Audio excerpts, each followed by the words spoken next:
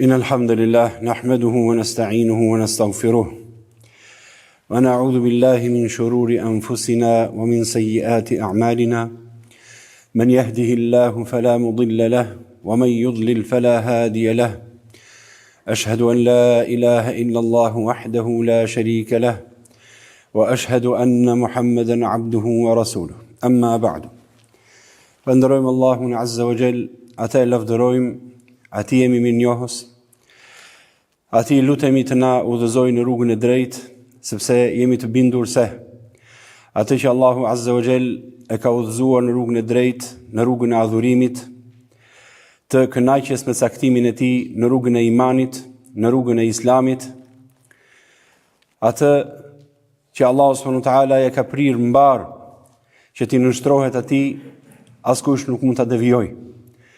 Dhe atë që Allah subhanahu wa taala ka lënë në humbje, dhe ai njeri nuk i kushton rëndësi adhurimit të Allahut subhanahu wa taala. Nuk i kushton rëndësi imanit, islamit. Është i pakujdesshëm në zemrën e tij. Dhe nuk kujdeset për këtë zemër që ta ndërtojë atë me frikën ndaj Allahut subhanahu wa taala, me kujdesin për të përgatitur për jetën tjetër. Këta njerëz janë të humbur dhe vetëm Allahu subhanahu wa taala mund t'i sjellë në rrugën e drejtë, nëse ata sinqerisht përkushtohen që të rregullojnë zemrat e tyre. Pikërisht për këtë temë jemi duke folur për rregullimin e zemrave dhe hadithet që flasin rreth punës së zemrës dhe rëndësisë që ka zemra në jetën e muslimanit. Herën e fundit folëm rreth një hadithi në të cilin profeti sallallahu alaihi wasallam i drejtohet Ebu Hurajrës, këtij sahabiju të nderuar, kaq të dashur për profetin sallallahu alaihi wasallam. I drejtohet atij dhe e këshillon me disa këshilla të arta, të cilat përbëjnë themelin e moralit të muslimanit në këtë jetë. Dhe japin disa udhëzime të qarta ku duhet të përqendrohet ai në jetën e tij dhe çfarë duhet të ketë kujdes. Dhe si përmbledhje të asaj hutbe që shkoi për të vazhduar me pjesën tjetër të këshillave të profetit sallallahu alaihi wasallam, po i përmbledhim ato pika dhe po themi, fillimisht, profeti sallallahu alaihi wasallam e urdhëroi ose e porositi Ebu Hurajrën. Ja Ebu Hurajra, o Ebu Hurajra, pra, kun wari'an, takun a'bada an-nas. Pra, i kujdesshëm wari', i kujdesshëm për të qenë më adhuruesi i njerëzve. Pra, ai njeriu që është më adhuruesi i Allahut subhanahu wa taala mes njerëzve. Në këtë pikë pam se sa rëndësishme është kujdesi për ibadetin. Pra e urdhëroi profeti sallallahu alaihi wasallam Ebu Hurajrën që të jetë i kujdesshëm që ibadetin e tij për Allahun subhanahu wa taala ta përkryej. Dhe i tregoi një këshill madhështore, kun wari'an. Pra i kujdesshëm, el wara është devotshmëria ndaj Allahut subhanahu wa taala dhe kujdesi edhe për gjërat më të vogla. Kjo tregon që kujdesi për adhurimin e Allahut subhanahu wa taala do të jetë maksimal. Deri në atë pikë sa edhe gjërat që mund të jenë të dyshimta, që mund të atrazojnë imanin dhe mund të atrazojnë adhurimin që bën ndaj Allahut subhanahu wa taala, të largohesh prej tyre. Dhe pa dyshim janë zbatimi i urdhëresave të Allahut, lënia e ndalesave dhe harameve, dhe të qenë shumë i kujdesshëm në këtë temë. Çështja e adhurimit të Allahut subhanahu wa taala nuk ka shaka. Adhurimi i Zotit është qëllimi pse na ka krijuar Allahu xhaleshanu. Prandaj ibadeti në krye të çdo çështje të rëndësishme për njeriu. E dyta, e porositi profeti sallallahu alaihi wasallam, i kënaqur me atë që ka caktuar Allahu për ty, takun aghna an-nas, dhe të jesh më i pasur ndër njerëz. Pra e këshilloi që zemra e tij të jetë e kënaqur me caktimin e Allahut, me kaderin e Zotit xhaleshanu. Kaderi Allahu subhanahu wa taala shpesh mund të caktojë njeriu të jetë i varfër ose të sprovohet, dhe shpesh të shikojë që të tjerët mund të kënaqen me shumë mirësi të kësaj dynjaje. Por pasuria e vërtetë e udhëzoi profeti sallallahu alaihi wasallam, pasuria e vërtetë cila është të jesh i kënaqur me atë që ka ndarë Zoti për ty. Se në fundit, duke qenë se qëllimi është adhurimi i Allahut subhanahu wa taala. Ti je krijuar që të adhurosh Zotin dhe në jetën e kësaj dynjaje të përgatitesh atë që do marrësh në ahiret. Atëherë çfarë vlere ka të shqetësohesh për atë varfëri që mund të kapë në këtë dynjë, nëse ky është caktimi i Allahut subhanahu wa taala? Pra i dha një lloj stabiliteti në të menduar, të kënaqet me atë që ka ndarë Zoti.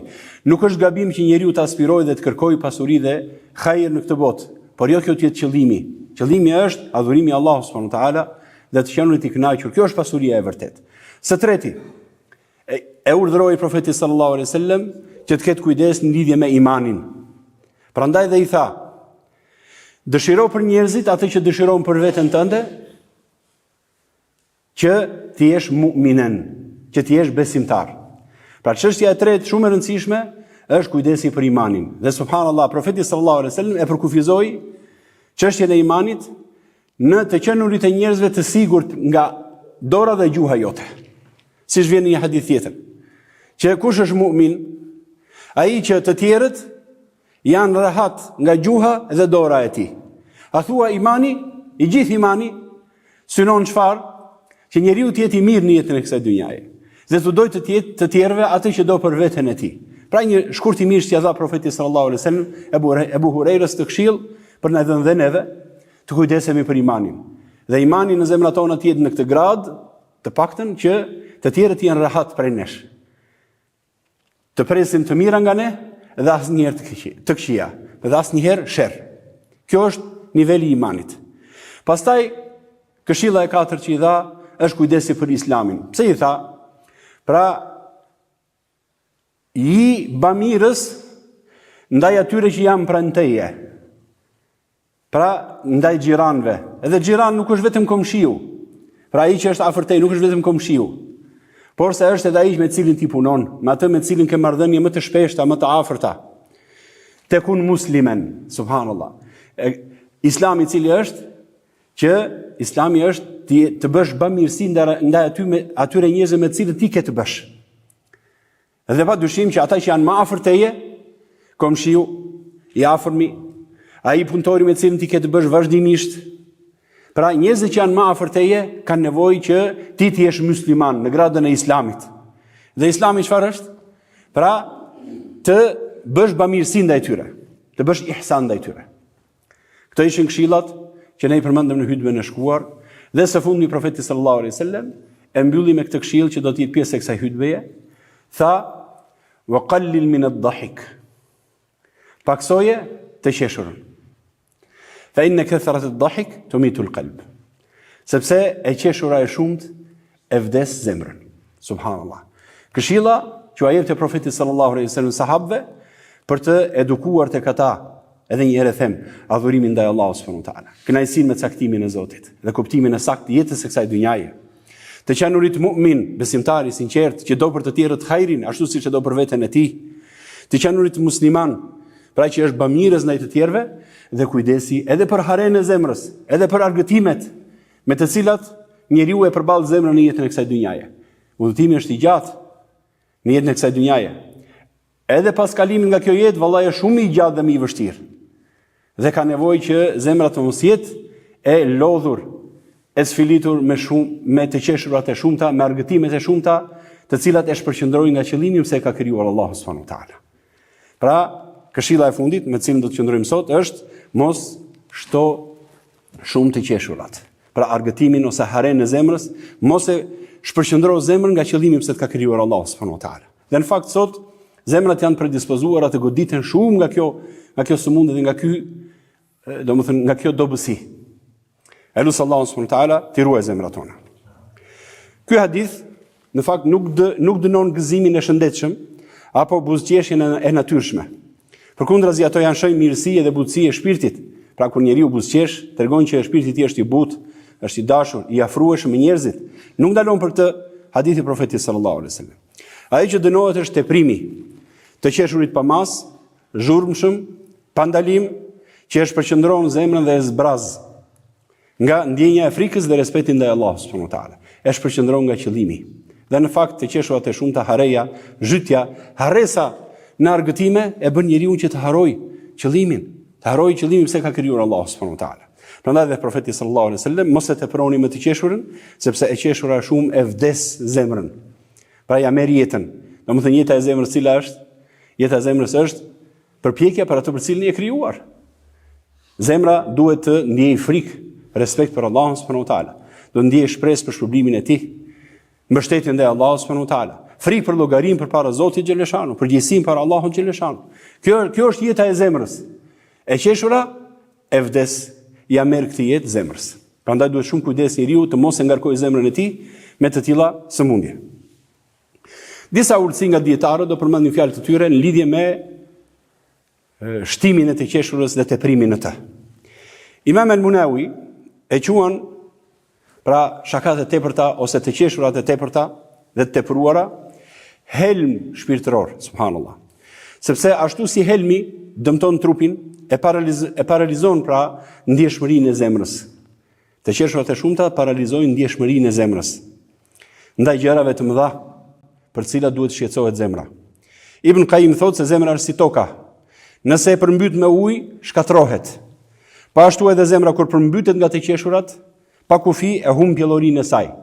Pra uji i pakët i mjaftueshëm e shton pjellorinë e tokës. Edhe qeshura e mirë, buzëqeshja e shton hajrin dhe mirësinë, por teprimi në të e përmbyt atë. Dhe ja largon çdo lloj begatie që mund të sjellë shpirti i njeriu, pra kjo e qeshur. Mos, thot Hasan al-Basri, ka theksuar dhe thot, mos qeshni shumë, sepse qeshja e tepërt lë plagë në zemër, subhanallah. Mbase mund mos e vdes, po do ta lër një plagë. Edhe nga plagët vuan njeriu. Njeriu vuan nga plagët që ka në zemrën e tij. Po kështu edhe imani vuan nga plagët që shënohen nga të qeshurat e tepërta, sipas fjalës së Hasan al-Basriut. Profeti sallallahu alaihi wasallam nuk ishte i ashpër, apo i mbyllur dhe i vrazhd. Përshkrimet tregojnë se ai qeshura e tij ishte gjithmonë e matur dhe plot dinjitet. Shokët e tij thonë, nuk e kemi parë kur profetin sallallahu alaihi wasallam të qeshte me zë të lartë, që quhet qahqaha. Pra të qeshurit me zë të lartë, që të dallohet dhe të dëgjojnë të tjerët, edhe subhanallah, edhe vetë e dallon kur dikush qesh me zë të lartë se sa e shëmtuar është. Subhanallah. Edhe vetë ne të gjithë bijmë në këtë gaflet. Pra nuk e kanë parë profetin sallallahu alaihi wasallam të qeshte me zë të lartë. Por ai vetëm buzëqeshte. Dhe ka ndryshim mes buzëqeshjes dhe të qeshurës me zë ose e tepruar, që është e shëmtuar. Kjo buzëqeshje ishte dritë që ngrohte zemrën e tjetrit, pa e ulur seriozitetin e fesë. Ky është modeli i balancës. Të jesh i gëzuar dhe i afërt, parën në shkudesje, pra në gaflet. Ebu Hurejra transmeton gjithashtu nga profeti sallallahu alaihi wasallam se ai ka thënë: "Walladhi nafsi bi yadihi, law ta'lamuna ma a'lam, la dhahiktum qalilan wa la bakaytum kathira." Pra betohem në atë që në dorën e cilit është shpirti im, thot profeti sallallahu alaihi wasallam. Sikur ta dini atë që di unë, do të qeshnit pak dhe do të qanit shumë. Çfarë dinte profeti sallallahu alaihi wasallam? Këtë hadith e sjell Imam Buhariu dhe Muslimi. Ky hadith është thënë si paralajmërim i fuqishëm për sahabët që të mos e humbisnin seriozitetin në përkujtimin e Allahut subhanahu wa taala. Mos e humbisnin busullën. Janë nisur për udhëtim vallahi. Jemi në çështje të madhe shumë o vëllezër themi. Secili nga ne është çështje shumë të madhe me Allahun subhanahu wa taala. Të mos e humbisnin seriozitetin me qëllimin që kishin në këtë jetë. Në këtë kontekst ka ardhur ky hadith nga profeti sallallahu alaihi wasallam. Padyshim, edhe sahabët ishin njerëz, edhe ata ndonjëherë binin në gaflet, dhe i edukoi profeti sallallahu alaihi wasallam duke thënë këtë fjalë për të dhënë një ilaç që ta edukosh veten. Dhe ju tha këtë fjalë sikur ta dinit atë që unë di. Pas kësaj fjale, sahabët subhanallahu, domethënë qanin me ngashërim, subhanallahu nga kjo fjalë që dëgjuan nga profeti sallallahu alaihi wasallam. U zgjuan nga gafleti që mund t'i kapte në disa çaste. Thot Imam Nevawiu në shpjegimin e këtij hadithi. Ky hadith tregon se profeti sallallahu alaihi wasallam ishte njoftuar nga Allahu subhanahu wa taala për madhështinë e ndëshkimeve të ditës së gjykimit, për xhehenemin, për vuajtjet e varrit, për frikën e madhe që do të kalojë çdo njeriu vëllezërit e mi. Janë shumë faza në për cilat do kalojë njeriu. Dhe i ka thënë Zoti subhanahu wa taala në Kur'an, janë faza që do kalojnë, që në momentin e vdekjes, me agoninë e vdekjes, përgjigja në varr, shpërblimi apo ndëshkimi, ringjallja, qëndrimi gjatë ditën e gjykimit, peshimi i veprave, do jesh për të shpëtuarve apo për të humburve. Të gjitha këto mosvalli janë çështje të lehta dhe duhet njeriu, a ka mundsi njeriu të kalojë deri në këtë gaflet sa të qeshme të madhe? Kjo është diçka e gabuar. Këtë dinte profeti sallallahu alaihi wasallam. Dhe që njerëzit mund të dinë si informacione, por nuk i kalojnë dhe nuk i përkujtojnë vazhdimisht. Pra me këtë fjalë kur tha profeti sallallahu alaihi wasallam, sikur ta dinit atë që di unë, kjo tregon çfarë vlere të madhe ka përkujtimi vazhdimisht i itinerarit ton të udhëtimit vëllezërit e mi. Nëse do ta sjellësh veten me këmbë në tokë, ti je vërtet nga ata që përgatiten, atëherë sille vazhdimisht ndërmend në diçka të tillë. Thot Imam, vazhdon Imam Nawawiu, këto janë gjëra që nëse njeriu do t'i shihte me sytë e tij, nuk do të kishte vend për të qeshur dhe argëtuar. Dhe padyshim që profeti sallallahu alaihi wasallam i pa me sytë e tij, pa shumë nga këto, domethënë ndëshkime që e presin njeriu ose çaste të vështira dhe vështirësi në udhëtimin e tij. Ibn Hajar al-Asqalani sqaron në shpjegimin e këtij hadithi, ai sqaron se hadithi nuk ndalon krejtësisht të qeshurën, por paralajmëron kundër teprimit në të. Sepse vetë profeti sallallahu alaihi wasallam buzëqeshte shpesh me shokët, por qeshja e tij ishte e matur, e ndershme dhe kur e tepruar. Ndërsa hadithi i lartë përmendur është për të ruajtur ekuilibrin dhe për të dhënë përparësi lotëve të përkujtimit të Allahut subhanahu wa taala dhe udhëtimit të gjatë. Pra, nëse njeriu vazhdimisht e kujton këtë në veten e tij mjaftueshëm, e ushqen zemrën, nuk ka vend për teprim në qeshje, asa pa argëtime dhe humbje të kohës. Udhëtimi është i gjatë dhe ka nevojë për furnizim. Pra kjo është nxitja e profetit sallallahu alaihi wasallam. Imam al-Manawi në Faidul Qadir e përshkruan këtë hadith si një thikë që pret, pra këtë hadith e përshkruan si një thikë të mprehtë që shkatron iluzionin e kënaqësisë në jetën e kësaj dynjaje. Njeriu nuk do të synojë që në jetën e kësaj dynjaje vetëm të qesh dhe t'i ofrojë zemrës gjithçka që argëton dhe ta mbush jetën me të tilla shpërqendrime dhe gaflete. Kjo e pret ky hadith, thot Imam al-Manawi, pra e shkatron këtë lloj kënaqësie të rreme. Ai thot se qeshja e tepruar është helm për zemrën, sepse bën njeriu të harrojë pasojat e gjunafeve dhe seriozitetin e përgatitjes për ahiretin. Pra bën të jetë gaflet dhe dal nga dala i largohet çdo ditë më shumë. Imam Ibn Rajab al-Hanbali në Jami al-Ulum wal-Hikam e përmend një shpjegim lidhje me këtë hadith. Ky hadith është tregues i qëndrimit mes frikës dhe shpresës. Nëse njeri mendon gjërat me realizëm, pra realisht ku jam në këtë jetë? Jam në sprovë nga Allahu subhanahu wa taala. Do të vazhdoj vetëm udhëtimin ditën e gjykimit. Dhe udhëtimi është i gjatë, ka stacione të shumta.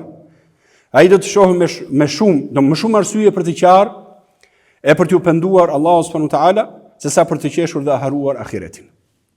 Megjithatë, Islami nuk e ndalon krejt gëzimin dhe humorin, por i vendos atij kufi të matur. Kjo është shpjegimet për hadithin e përmendur më sipër. Si për mbledhje të shkurtër me disa pika, qeshja është e lejuar, por e tepërta e vret ndjeshmërinë e zemrës. Lotët për Allahun janë më të shëndetshëm se çdo zbavitje kalimtare. Prandaj të përpiqesh që ta mbushësh zemrën me frikë dhe përgatitje për ahiretin është shumë më me vend se sa të kërkosh të argëtohesh me çdo lloj argëtimi. Thjesht për të kaluar kohën dhe për të hequr mërzinë. Vallahi do të vi mërzi që nuk do kesh mundësi ta largosh dot. Përveç se me punët që ke bërë në jetën e kësaj dynjaje. Ky hadith na mëson të jemi të vetëdijshëm për ahiretin, për realitetin e jetës së varrit dhe për gjykimin e ditës së madhe, gjë që nxit besimtarin vazhdimisht të dëgjojë mësime të tilla, të lexojë libra të tillë dhe ka alhamdulillah të përkthyer edhe në gjuhën tonë, ka libra të tillë që të gjitha fazat ku do të kalojë njeriu i kanë shtjelluar dhe shkruar njerëzit e dijes. Alhamdulillah, lexoni. Vazhdimisht, ka mundësi që sa herë që mbaron përsëri kthehesh nga e para, kujtoja vetes se do të vi dita që ta përjetosh o vllai im, do ta përjetosh. Një besimtar i mençur nuk është as i ngrysur gjithkohën, as i zhytur në të qeshur pamaz dhe argëtime. Të parët tanë të mirë selefët qeshnin, por me maturi. Abdullah ibn Mas'udi thoshte, shumë të qeshura e shterojnë dritën e fytyrës, subhanallah. Ata e shihnin qeshjen si erë që freskon, si një fllad i mirë që freskon në jetën e njeriut. Buzëqeshja është e nevojshme mes vëllezërve, mes shokëve, edhe në një shaka e shëndetshme, është e nevojshme mes tyre, është tamam si ai fladi që të freskon, ndoshta nga vështirësitë e jetës. Por thot, nëse ajo bëhet stuhi e vazhdueshme, shndrohet në shkatërim, thot Abdullah ibn Mas'udi. Për këtë arsye njerëzit e devotshëm e ruanin buzëqeshjen si një art të sjelljes, duke e përdorur për të ngrohur marrëdhëniet dhe për të qetësuar tensionet, por jo për të humbur vetë dijen e zemrës dhe përgatitjen për ahiretin. Zemra në Islam shihet si qendra e jetës shpirtërore. Ajo është thelbi, ajo është mbreti. Nëse është në hajër, i gjithë trupi është në hajër. Nëse bëhet në gaflet, plagoset shpesh me argëtime të kota, me të qeshura, të shëmtuara, madje aq më keq akoma, me të qesha që mund të jenë haram dhe tallje me fenë Allahu subhanahu wa taala, për çmim të njerëzve siç do të vijë më poshtë.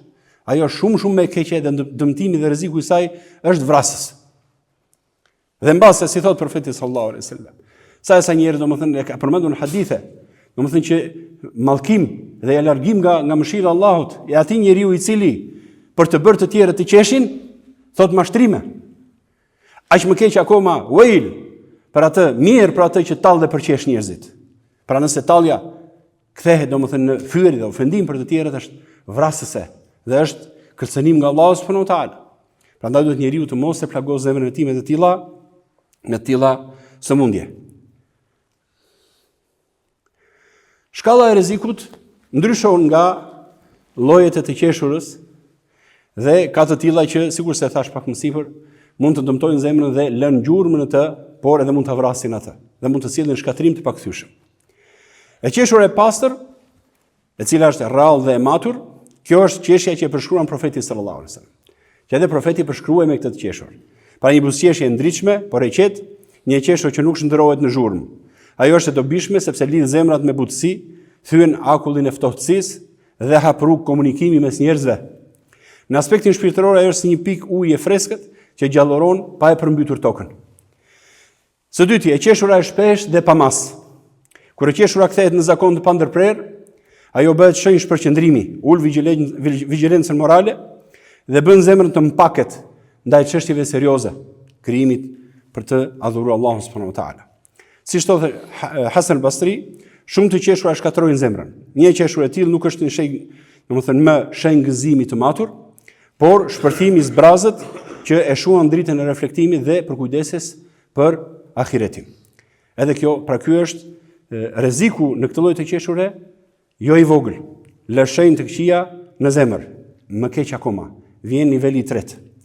E qeshura e papastër. Të tallësh, të bësh sarkazëm me fen, me njerëzit, me dobësi dhe mangësitë e tyre trupore, mendore, etj. Kjo është akoma më e keqe dhe është vrasëse. Kjo është më e rrezikshmja sepse nuk është thjesht një teprim, por një helm i hapur për shpirtin. Tallja me besimin, përqeshja e dobësive të njerëzve, sarkazma që poshtëron, janë tregues të mungesës së respektit dhe shturjes morale. Imam el-Munawi e përshkroi këtë lloj humori si helm shpirtëror që mpin zemrën ndaj të vërtetës. Në shoqëri ajo shfaqet si gëzimi sumur që krijon përçarje dhe shkatron dinjitetin e njerëzit. Kjo është shkatrimtare. Madje këta njerëz e kanë helmuar shpirtin e tyre dhe është në rrezik imani i tyre. Prandaj mos e nënçmoj njeriu një gjë të tillë, edhe pse lidhet me argëtimin i duket si e pafajshme. Pra si diçka që nuk ka ndonjë problemi të qesh dhe të argëtohet njeriu. Pra e qeshura është si një ilaç, subhanallahu. Në doza të vogla shëron, në teprim si ilaç i dëmton. Dhe në përdorim të gabuar, subhanallahu, helmon dhe shkatron. Besimtari është i urtë, ai buzëqesh për të përhapur butësi, qesh me maturi për të sjellë lehtësi, por ndalon veten kur humori kalon kufit e respektit dhe devotshmërisë. Çfarë sjellë qeshura e tepër? E lodh zemrën o vëllezërit e mi. Dëgjoni disa ndikime ose disa shenja të zemrës së lodhur. Dhe qeshura dhe argëtimi i tepërt e shkaktojnë diçka të tillë. E para është lutje pa vëmendje. Kur namazi dhe adhurimet e tjera kthehen thjesht mekanikisht. Nëse e tepron me argëtime, nuk e për ta ndier shihen e adhurimeve. Do ta shikosh se thjesht i ke si bar për t'i kaluar. Lutje pa vëmendje. Thjesht mekanikisht, pa praninë e zemrës dhe pa përqendrim. Ato humbin shihen dhe ndikimin e tyre, pra adhurimi nuk ka më shije dhe as ndikim në shpirtin tënd. Zemra që nuk bashkëdhton me gjuhën, mbetet bosh edhe pse gjuha flet. Dhe kjo është një sëmundje e keqe që shkakton nga fleti. Në krye të cilët është e qeshura ose, domethënë, teprimi në këtë drejtim. Leximi i Kuranit pa ndikim. Kur ajetet recitohen, ato janë si tinguj pa kuptim dhe nuk arrin të prekin shpirtin. Kjo gjë është shenjë empirjes. Një zemër që nuk gjen rahat vetë se të tallet, të qesh, ta teproj me argëtime, nuk ka si të ndjej frikën nga mesazhet e Kuranit kur i dëgjon ose kur i lexon. Thjesht i kalon dhe nuk ka ndikim në shpirt. Domethënë është një farë mënyre heq ndikimin e mirë të Kuranit e bën të pavlefshëm për zemrën. Edhe kjo është shumë e keqe si ndikim në shpirt. Gjithashtu dëshirë zbehur për të mirat, subhanallahu. Dikur njeriu kishte etje për vepra të mira, për namaznate, për sadaka, për kërkimin e diturisë, por kur zemra lodhet, mpihet, mpaket nga të tilla sëmundje, pra dëshira për argëtim vetëm për të qeshur dhe për të kaluar kufit, kjo etje shuhet. motivimi bie dhe detyrimet fillojnë të duken të rënda, edhe adhurimet i ketë vështira për t'i bërë, subhanallah. Mos Zoti na ruaj, ndoshta mund të ndodhë që edhe në namaz të qeshësh. Edhe në namaz do mund ta teprosh. E mos i japësh rëndësinë që i takon, subhanallah. Kjo është sëmundje, e lutem Allahun subhanahu wa taala të na ruaj, na shëroj. Gjithashtu, ndjeshmëria ulët ndaj gjunafeve. Një nga rreziqet më të mëdha kur gjunahu nuk të dhem më. Zemra e shëndosh dridhet para gjunahut, por zemra e lodhur e sheh atë të zakonshëm. E kalon më të qeshur, subhanallahu, siç bën me të gjitha gjërat. Pra e kalon më të qeshur, hase nuk ka asnjë lloj problemi. Po. Por do ta shikosh gjurmën e kësaj që veprove do më duke e nënçmuar gjunafin ndaj Allahut subhanahu wa taala. Ndjenja e pendimit venitet dhe frika nga dënimi bëhet e vakt. Se çdo gjë e kalon me tallje. Nuk është mësuar zemra jote të friksohet, gjithmonë vetëm do të qesh, të argëtohet, të largohet nga qëllimi. Edhe adhurimi pa dhikr, pra pa e përmendur Zotin subhanahu wa taala, zemra e lodhur haron përmendjen e Allahut. Edhe kur kryen adhurim, namazi bëhet pa trup, agjerimi thjesht një uri dhe etje, pa asnjë lloj qëllimi në vetvete. Pa dhikr, adhurimi është si një trup pa gjak, i ftohtë dhe i thatë. Pra këto janë disa nga gjurmët që sjell humori i shfrenuar, gafleti, tallja, më keq akoma Zoti na ruaj, dhe mund të dalësh fare nga feja e Zotit me talljen e fesë dhe me ato që kanë lidhje me fenë dhe me besimin në Allah subhanahu wa taala. Padyshim kjo zemra është e lodhur, nuk është e vdekur, por ka nevojë që të shërohet dhe ta marrë seriozisht problemin me të cilin përballet në jetën e kësaj dhunjaje. Kaq për këtë pjesë të parë të hutbes. Barakallahu li wa lakum fil Qur'anil azim wa nafa'ani wa iyyakum bima fihi min al-ayati wa dhikril hakim. Aqulu ma tasma'un wa astaghfirullaha al-azim li wa lakum wa li sa'iril mu'minin fastaghfiruhu innahu huwal ghafurur rahim.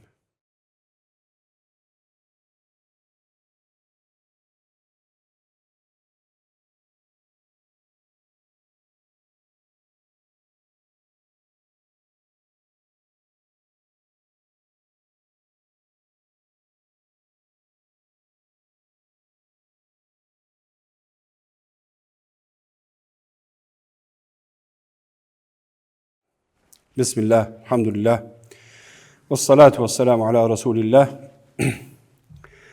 Zemra njeriu ashtu si trupi ka nevojë për trajtim, kur sëmuret. Ilaçet e saj nuk janë gjithmonë të jashtëzakonshme, por shpesh një ilaç mund të jetë i thjeshtë, por kërkon të jesh i vazhdueshëm dhe i qëndrueshëm në zbatimin dhe praktikimin e tij. Dietarët kanë theksuar se zemra jeton me kujtimin e Allahut dhe shuhet me harresën e tij. Këto janë disa prej rrugëve praktike të kurimit të kësaj sëmundje, pra argëtimit të tepruar, gafletit të theksuar, i cili shoqërohet pra me të qeshura, zakonisht dhe me argëtime tejmase. E para, balancimi i gëzimit dhe i hares, ose i të qeshurës. Shëndeti shpirtëror nuk kërkon heqjen e hares, e kënaqësisë së zemrës dhe buzëqeshjes, ndoshta edhe shakas të shëndetshme, por vendosen e tyre në ekuilibër. Profeti qeshte, por e qeshura ati nuk kalon të kur kufit e maturisë. Ishte shembulli njeriu që gëzohet me butësi, pa humbur kur seriozitetin e detyrimeve që kemi ndaj Zotit edhe ndaj njerëzve. Pra, buzëqesh shpesh dhe gëzoj jetën, por mbaje humorin brenda kornizave të respektit dhe përgjegjshmërisë. Së dyti, dhikri i përditshëm. Imam Ibnul Qayyim rahimahullah e quante dhikrin ushqim të zemrës. Edhe shumë dietar para tij, edhe pas tij. Pa dhikrin, pa këtë ushqim të zemrës, zemra vdes. Përfshi lutjet e mëngjesit, të mbrëmjes, salavatet profetin sallallahu alaihi wasallam, istighfarin e vazhdueshëm, për kujtimin, leximin e dijes së dobishme, për kujtimin vazhdimisht atyre çështjeve që përmenda pak më sipër, pra itinerarinë dhe udhëtimin e gjatë që do kalojë njeriu që në momentin e vdekjes deri në fund, pra elus Allahun që të jemi në xhenet. Pra leta përkujtoj vazhdimisht njeriu se ky lloj dhikri e ushqen shpirtin. Përmendja Allahut është si oksigjen që pastron gjakun dhe shpirtin dhe rikthen përqendrimin tek krijuesi subhanahu wa taala. Gjithashtu, lexim me meditim i Kuranit. Nuk është sasia, por thellësia ajo që e ngroh zemrën. Lezo çdo ditë qoftë edhe pak minuta me kuptim. Meditim dhe shënime, pse jo? Siç thoshte Imam Ghazali, një ajet me kuptim është më i vlefshëm se shumë faqe pa reflektim. Subhanallahu, një ajet të qëndrosh me kujdes, çfarë mesazhi t'i jep Allahu subhanahu wa taala, ta ushqen shpirtin dhe zemrën, t'i jep dobi të paqëmueshme. Fjala e Allahut subhanahu wa taala është ilaç më i fuqishëm për plagët e brendshme. Pra fjala e Zotit, duke dëgjuar atë me kujdes, ta dëgjosh fjalën të këndohet, ta dëgjosh në shpirtin tënd, ta këndosh vetë ashtu siç e ka zbritur Zoti subhanahu wa taala, por edhe të kuptosh atë që thuhet, pse jo dhe të lexosh kuptimin e saj, tefsirin e saj, dhe të flasësh dhe ta diskutosh me vëllezër dhe me ata që i do dhe të duan. Kjo është, alhamdulillah, një nga ato që e sjell zemrën me këmbë në tokë. Gjithashtu, vepra e fshehtë e mirë, një traditë shpirtërore që forcon lidhjen me Allahun është të bësh çdo ditë një vepër të mirë në heshtje. Ndihmojnë të varfër, jep një sadaka të vogël, shkruaj një fjalë, përhap një ajet apo një hadith, bëje fshehur as askush mos e di, ta di vetëm Zoti subhanahu wa taala. Pra bëj një punë të hajrit fshehtas. Kjo është nga ato punë të mira që i di vetëm Zoti dhe ta rregullon dhe sistemon zemrën dhe të largon nga shpërqendrimi dhe gafleti. Veprat e fshehta janë si farat që mbijnë fshehurazi, por japin fryte të mëdha në zemër dhe në shpirtin e robit. Kujdesi për trupin, gjithashtu, thot Imam Ibn Taymija, thekson të shpirti është i lidhur dhe me trupin. Dhe sëmundja e njerëz prek edhe tjetrën, subhanallah. Ushqeo me balancë, siguro gjurmë të rregullt, pra një gjumë dhe shlodhje të rregullt dhe pushim të mjaftueshëm. Një trup i lodhur e bën zemrën më të ndjeshme ndaj dobësisë shpirtërore, pra ndiqet të gjitha këto rrugë të hajrit. Në fundit jeta e dynjas e shkurtër është vërtet, po kaloje me këto, elhamdulillah me këto masa, që elhamdulillah në fundit kesh përfituar nga dynjaja mjaftueshëm. Dhe kur dalësh nga dynjaja, të mos kesh lënë pas vetëm qyfyret dhe shakat e shumta, argëtimet e shumta dhe përjetimet e kënaqësive të kësaj dynjaje, por të kesh lënë pas punë të hajrit që do të shërbejnë tek Allahu subhanahu wa taala. Kurimi i zemrës vëllezërit e mi për ta mbyllur nuk është një veprim i vetëm, por proces i përditshëm. Një balancë mes gëzimit dhe seriozitetit, një ushqim i vazhdueshëm me dhikr dhe Kur'an, një përkujdesje për trupin dhe ushtrim i heshtur i mirësisë dhe bamirësisë. Zemra e lodhur nuk është e humbur, ajo pret të japim ilaçin e duhur. Elus Allahu subhanahu wa taala na përmirësoj vëllezërit e mi, dhe na rregulloj, na bëj që vërtet ta kemi frikë dhe respekt me dështinë e tij dhe t'i druhemi paraqitjes para tij ditën e gjykimit. Së fundmi, çoni salavat e profetin ton Muhammedin sallallahu alaihi wasallam. Ashtu sikur se urdhëron Allahu subhanahu wa taala në Kur'an dhe thot: Inna Allaha wa malaikatahu yusalluna 'alan nabi ya ayyuhalladhina amanu sallu 'alayhi wa sallimu taslima. Allahumma salli ala Muhammad wa ala ali Muhammad kama sallaita ala Ibrahim wa ala ali Ibrahim innaka Hamidum Majid. Allahumma barik ala Muhammad wa ala ali Muhammad kama barakta ala Ibrahim wa ala ali Ibrahim innaka Hamidum Majid. Wa akhiru da'wana anil hamdulillahi rabbil alamin. Qimus.